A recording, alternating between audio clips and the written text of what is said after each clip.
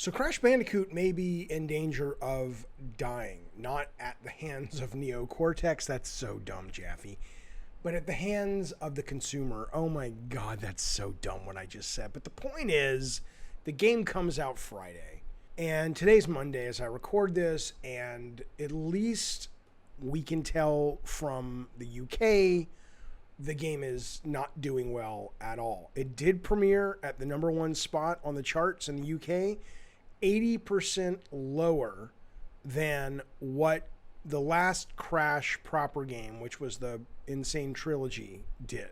And it got me wondering why. Because I have to tell you, I love this game.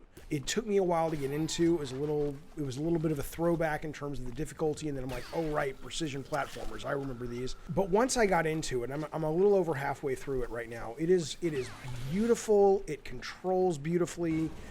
It is so full of imagination. It is so full of value.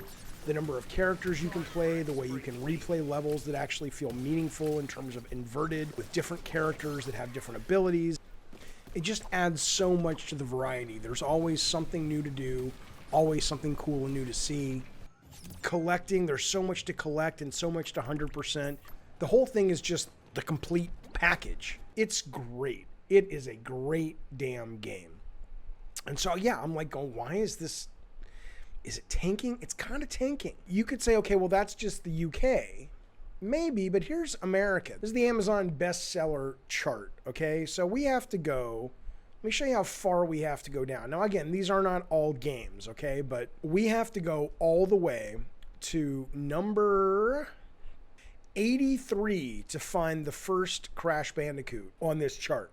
So clearly, something's going on, right? So I started wondering, what is it that's causing this game to not do well? Now, the first thing I thought about was competition. The competition for all ages, family-friendly games is really tough right now, whereas it was not as tough when Insane Trilogy launched in 2017. Perhaps it's the price. $40 for Insane Trilogy, $60 for the new Crash. Is $60 a good price to ask for Crash 4? Oh, hell yeah, because Crash 4 is packed with tons of value, and it's a great, fantastic game. But if you're used to paying $40 for this particular franchise, that could have been off-putting. And then the other thing it could be is, obviously 80% is a big drop, but how much of that comes from the fact that they don't report digital sales? Digital sales every year get more and more meaningful and impact the retail channel more significantly. So all of those things could be at play. I'm sure they're all at play to some degree or another, and they are affecting the sales of Crash 4. However, I think there is a bigger issue at hand here. Here's what I think it is. If you search up Crash Insane Trilogy, you get a lot of this.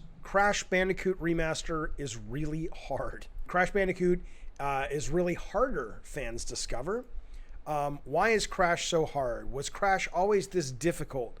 Crash is making us cry. Is it too hard?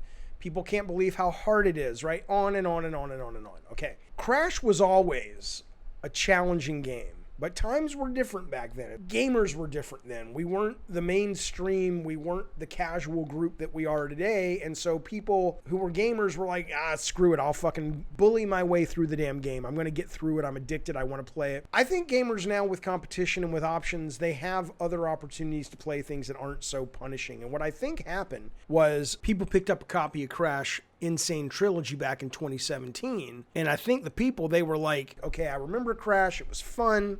It was cute. I loved that when I was a kid. Oh, damn, this thing's really fucking hard.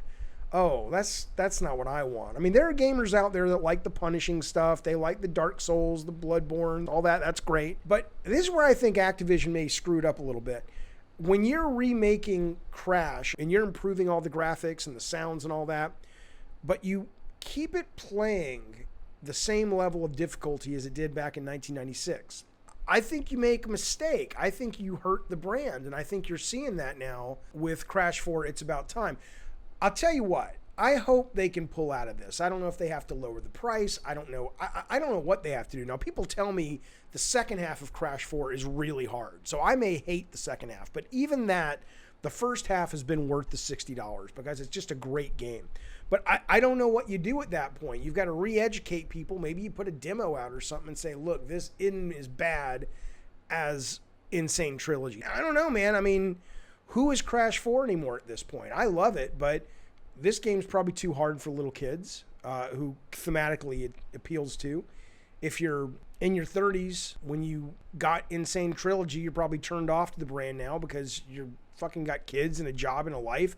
You don't want to play something so punishing as Insane Trilogy. Crash is weird. Crash is like this game that has all the trappings of a beautiful, commercial, casual, mainstream hit for today's market. But the philosophy of how this game is tuned, certainly on Insane, and we see it a little bit. I mean, look, I almost didn't play more than 20 minutes of Crash 4 because it was so difficult at the beginning until I got my head around it. Now it's not terribly difficult. It's just punishing, but it's fair. It's really like there's this gravy train of a franchise in Crash, and they're just tuning it absolutely wrong. You got to do it the Mario way. Mario lets everybody almost finish those games.